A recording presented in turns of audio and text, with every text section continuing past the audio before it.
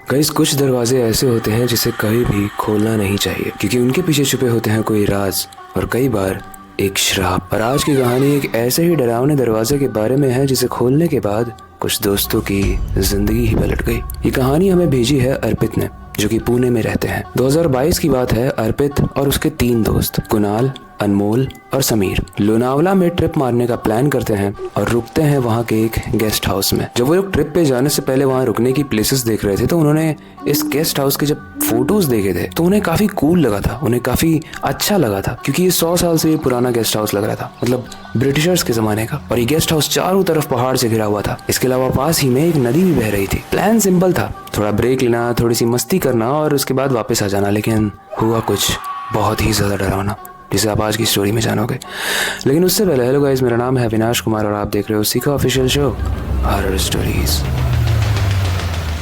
ये चारों दोस्त एक टैक्सी में बैठ के लोनावला में पहुंचते हैं। जब ये लोनावला में पहुंचे तो अक्सर वहां पर बारिश बहुत होती रहती है और उस दिन भी मौसम काफी खराब ही था और वहां जो धुंध भी दिख रही थी उसकी परत काफी मोटी प्रतीत हो रही थी। इसके अलावा बारिश भी बहुत तेज हो रही थी। लेकिन वो जैसे ही गेस्ट हाउस के गेट पर पहुंचते हैं वहां पर खड़ा होता है वहां का केयर टेकर और उसका नाम था रामदास काका। रामदास काका ने उन सब का ही लगेज उठाया और उन्हें अंदर बुलाया। वो उन्हें गेस्ट हाउस दिखाने लगा। लेकिन गेस्ट हाउस दिखाते दिखाते उन्होंने एक चीज बोली रामदास काका ने, जो सबको ध्यान रखनी चाहिए। उन्होंने बोला कि रात में एक पुराना लकड़ी का दरवाजा है स्टोर रूम में, उसे कभी मत खोलना क्योंकि उसके पीछे कुछ कैद है, कुछ बहुत डरावना कैद है। सबने रामदास काका का मजाक उड़ाया। उन्होंने बोला क्या काका, आप भी आज की डेट में कौन ये सब फालतू बातें करता है। अर्पित बोलता है यहाँ तो सही में हॉरर वाइब आ रही है, लगता है हमें व्लॉग रिकॉर्ड कर देना चाहिए, हम वायरल हो जाएंगे। सबको लगा ये ट्रिप बहुत नॉर्मल हो जाएगी, लेकिन वो गेस्ट हाउस नॉर्मल नहीं था। किसी तरीके से वो लोग दिन बात करके खा पी के गुजार लेते हैं और वक्त आता है रात का।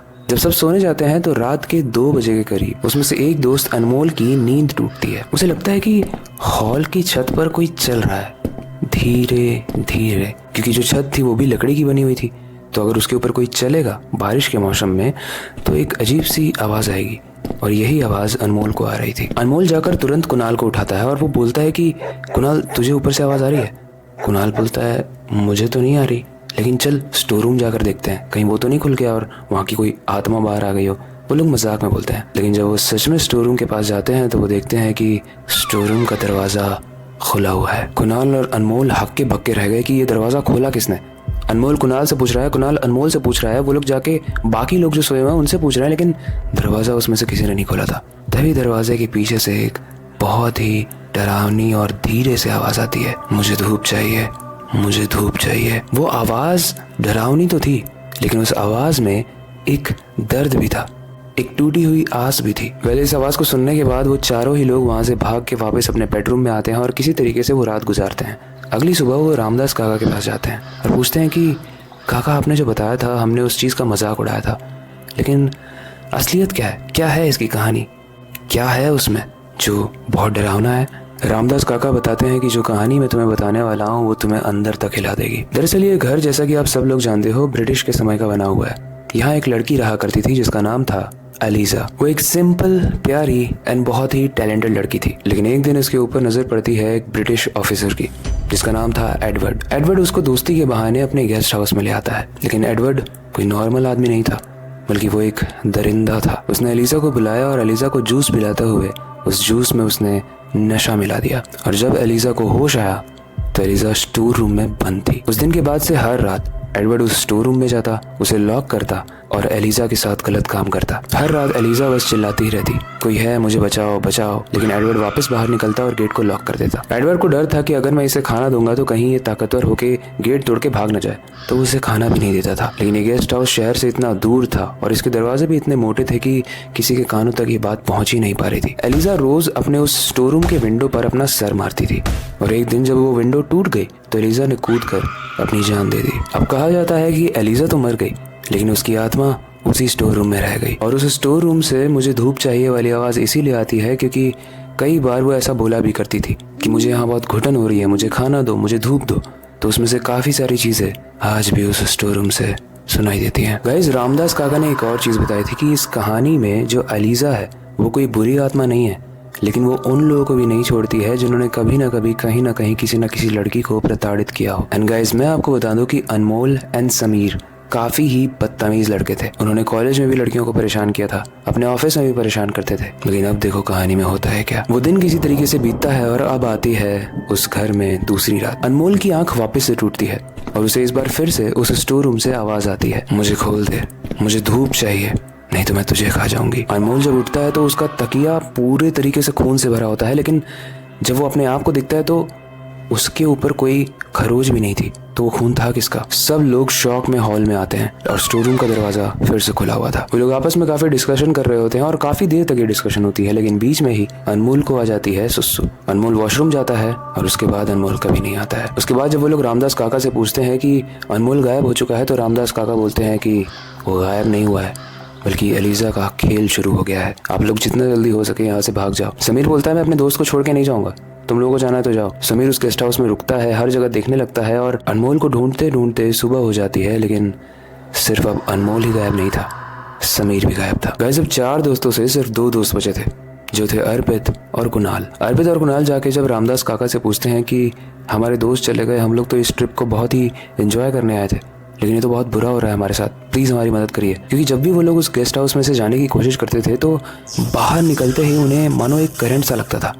रामदास काका ऐसे में बोलते हैं कि मैं एक बाबा को जानता हूँ, मैं उन्हें बुला के लाता हूँ, तुम लोग यहीं पर वेट करो और मेक श्योर करना कि तुम लोग स्टोर रूम के दरवाजे को खोलो मत या उसके पास ही मत जाओ। रामदास काका एक बाबा को बुला के लाते हैं और वो बाबा बोलते हैं कि एलिजा की मुक्ति तभी हो सकती है जब उससे कोई अच्छे मन से माफ़ी मांगे, क्योंकि उसके साथ जीते जी भी बहुत बुरा हुआ और मरने के बाद भी बहुत लोग उसका मजाक उड़ाते हैं, उसकी कहानी का मजाक उड़ाते हैं। लेकिन एक शर्त थी, हाथ में काला नीम, सिंदूर और एक माला होनी चाहिए जो हड्डियों से बनी हो।